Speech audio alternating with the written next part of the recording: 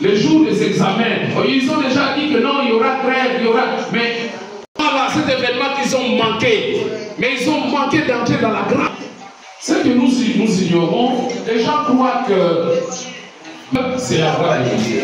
Mais aujourd'hui, nous sommes très contents que les inspecteurs, pour la Bible, il y a A, B, C, nous prenons les A.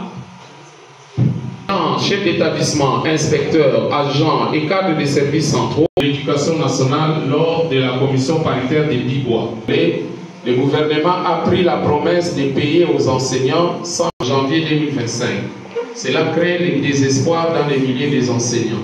La proposition du gouvernement, considérant la modicité chronique des salaires 36 et 58 de la Constitution, la perte du pouvoir d'achat des enseignants, et la non-tenue des promesses et engagements par le gouvernement des 1. D'accorder à tous les enseignants de la République d'apprentissage, de garantir une retraite digne et honorable, de convoquer toute affaire cessante des états généraux de l'inspection générale de l'environnement et des fonds générés par les évaluations certificatives du territoire national avec des prestations de qualité. De payer la prime d'encadrement des salaires généraux pour garantir la qualité des services publics. De payer les arriérés des salaires de 6 mois aux enseignants désactivés injustement. 3 éditions passées de ce qui précède. Alors, nous sommes pour la rentrée scolaire.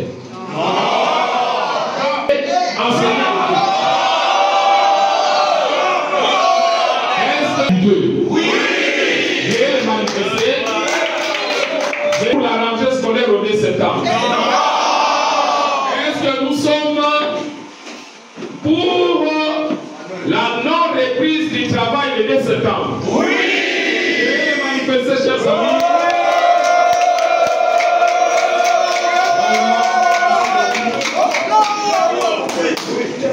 Seigneur, réunis en Assemblée Générale, décide la non-reprise du travail et demande au gouvernement d'organiser la rentrée scolaire le lundi 23 septembre susceptible de garantir la qualité des apprentissages. La synergie demande aux églises de la haine parents à garder leurs enfants à la maison à la solidarité. Parce que là, nous avons parlé, on a parlé seulement de dire. Oui. Oui. Nous mettons en garde tout gestionnaire.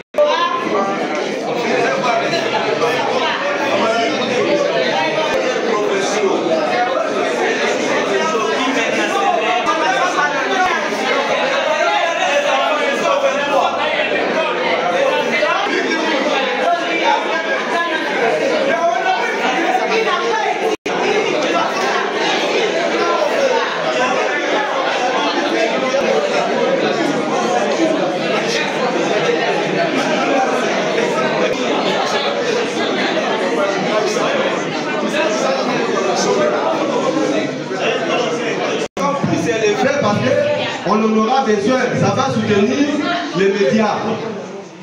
Les lobbies, là, tout va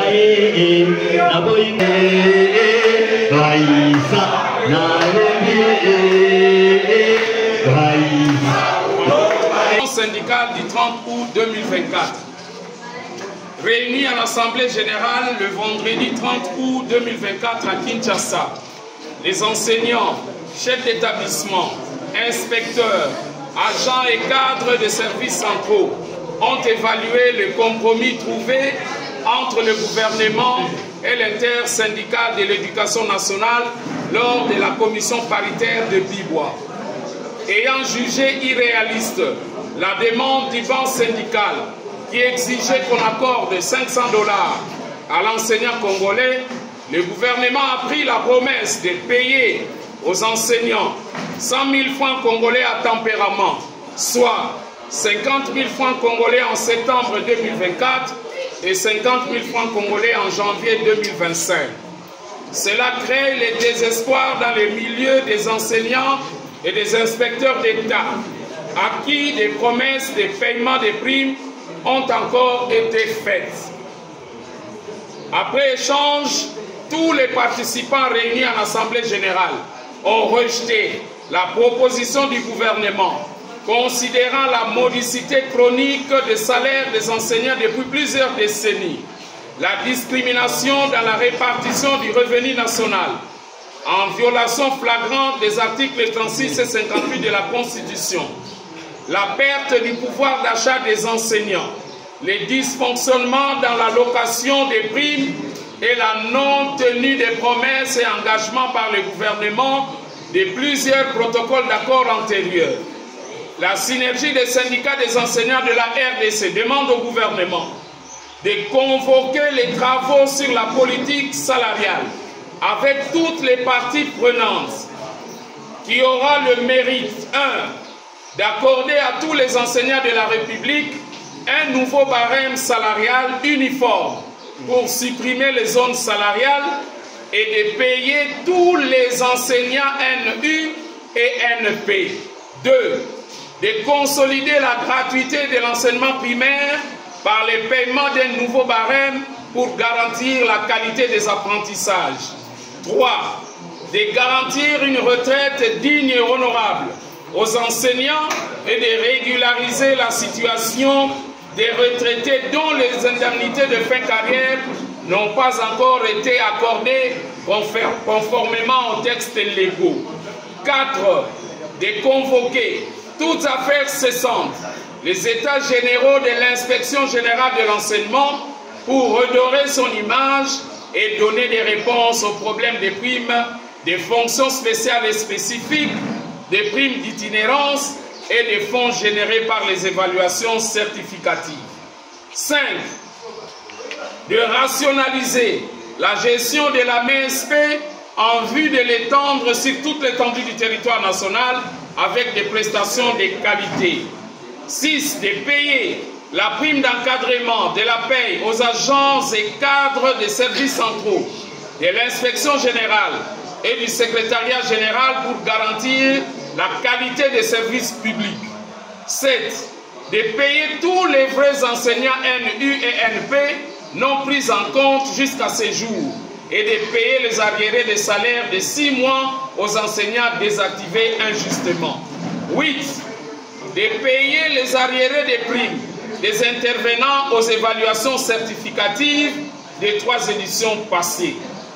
De ce qui précède, et considérant la non prise en compte par le gouvernement des revendications urgentes et légitimes des enseignants, la synergie des syndicats des enseignants de la RDC sur mandat des enseignants réunis en Assemblée générale décide la non-reprise du travail dans le secteur de l'éducation nationale le 2 septembre 2024 sur toute l'étendue du territoire national et demande au gouvernement d'organiser la rentrée scolaire le lundi 23 septembre prochain après paiement d'un salaire digne aux enseignants et inspecteurs en vue de garantir la qualité des apprentissages.